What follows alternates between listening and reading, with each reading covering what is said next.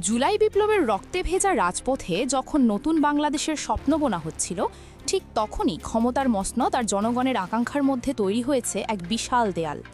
আজ ডক্টর মোহাম্মদ ইউনূসের একটি বিস্ফোরক বক্তব্য পুরো রাজনৈতিক অঙ্গনে এক ভয়াবহ ভূকম্পন সৃষ্টি করেছে। তিনি সরাসরি চ্যালেঞ্জ ছুড়ে দিয়েছেন বর্তমান প্রশাসনকে, হয় জুলাই সনদ পূর্ণাঙ্গ বাস্তবায়ন করুন, না হলে রাজসিংহাসন ছেড়ে নতুন নির্বাচনের পথে হাঁটুন। ডক্টর ইউনূসের এই অকাট্য যুক্তির সামনে বিএনপি সরকার এখন কার্যত দিশাহারা। আজ আমরা উন্মোচন করব সেই আইনি গোলকধাঁধা যা বর্তমান সরকারের অস্তিত্বকেই সরাসরি কাঠগড়ায় দাঁড় করিয়ে দিয়েছে। ঘটনার মূলে রয়েছে সেই ঐতিহাসিক ১৩ নভেম্বর ২০২৫-এর রাষ্ট্রপতির আদেশ, জুলাই জাতীয় সনদ ও সংবিধান সংস্কার বাস্তবায়ন আদেশ, যেটির ওপর ভিত্তি করে গত ১২ই ফেব্রুয়ারি কোটি কোটি মানুষ ভোট কেন্দ্রে গিয়েছিল। কিন্তু ক্ষমতার স্বাদ পাওয়ার পরপরই ভোল পাল্টে ফেলেছে বিএনপি। তারা এখন বলছে রাষ্ট্রপতির সেই আদেশ নাকি সম্পূর্ণ অসাংবিধানিক। স্বরাষ্ট্রমন্ত্রী সালাউদ্দিন আহমেদের ভাষায় এটি একটি নিউট্রাল জেন্ডার আদেশ, যা আইনিভাবে টিকে থাকার যোগ্য নয়। এখানেই ডক্টর ইউনূস তার তুরুপের পাশটি চেলেছেন। তিনি প্রশ্ন তুলেছেন, যে ভিত্তির ওপর দাঁড়িয়ে আপনারা আজ এমপি মন্ত্রী হয়েছেন, সেই ভিত্তি যদি অবৈধ হয় তবে আপনাদের ক্ষমতা কি বৈধ? যদি রাষ্ট্রপতির আদেশ অসাংবিধানিক হয় তবে সেই আদেশের অধীনে হওয়া নির্বাচন এবং আপনাদের এই সরকার সবই কি তবে একটি বিশাল অবৈধ নাটকের অংশ নয়? সাংবাদিকরা যখন এই প্রশ্ন ডক্টর ইউনূসকে করেন, তখন তার শান্ত কিন্তু দৃঢ় কণ্ঠস্বর পুরো হলের পরিবেশকে স্তব্ধ করে দিয়েছিল। ডক্টর ইউনূসের এই যুক্তি এখন রাজপথের প্রতিটি মানুষের মুখে মুখে। তিনি খুব স্পষ্টভাবে দুটি রাস্তা দেখিয়ে দিয়েছেন। প্রথমত, জনগণের দেওয়া গণভোটের রায় মেনে নিয়ে ৩০ দিনের মধ্যে সংবিধান সংস্কার পরিষদ গঠন করা।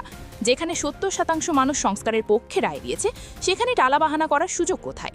আপনারা যখন ধানের শীষে ভোট চাইলেন, তখন তো জুলাই সনদের কথা বলেই মানুষের সমর্থন নিলেন। এখন ক্ষমতায় বসে সেই সনদকেই অবৈধ বলছেন কোন সাহসে? আর দ্বিতীয় পথটি হলো, যদি সরকার নিজেদের আইনি দুর্বলতার কথা বলে পেছাতে চায়, তবে অবিলম্বে পদত্যাগ করে নতুন নির্বাচনের আয়োজন করা।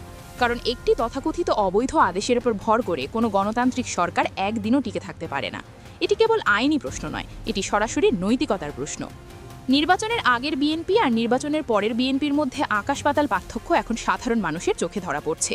তারেক রহমানের সেই নির্বাচনী ইশতেহার, যেখানে বলা হয়েছিল জুলাই সনদ হবে অক্ষরে অক্ষরে বাস্তবায়িত, তা কি তবে কেবলই সস্তা ভোট পাওয়ার কৌশল ছিল?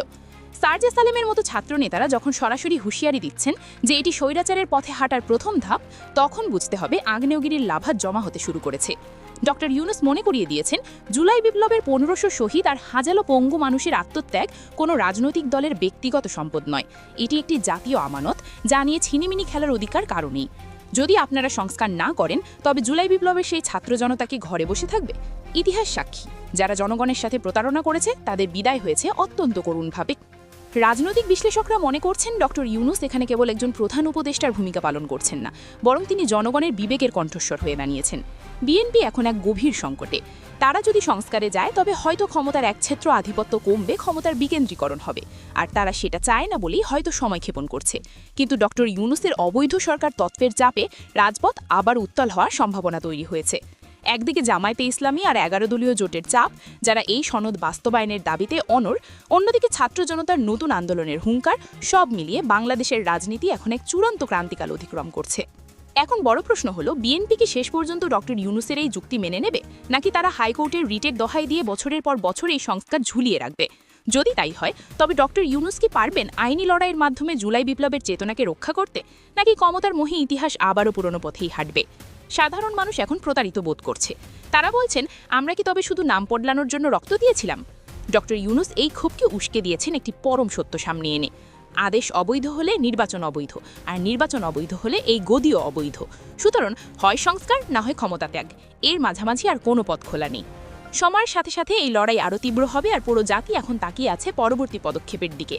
বাংলাদেশের রাজনৈতিক ভবিষ্যৎ এখন কোন দিকে মোড় নেয়, তা দেখতে আমাদের গভীরভাবে পর্যবেক্ষণ করতে হবে আগামী কয়েকদিনের ঘটনাগুলি। ডক্টর ইউনূস কি পারবেন তার এই মাস্টার স্ট্রোক দিয়ে বিএনপিকে সংস্কারের পথে আনতে, নাকি দেশ আবার এক নতুন বড় আন্দোলনের দিকে এগোচ্ছে? আপনার সুচিন্তিত মতামত কমেন্টে জানান। সত্যের সন্ধানে সবসময় সাথে থাকুন।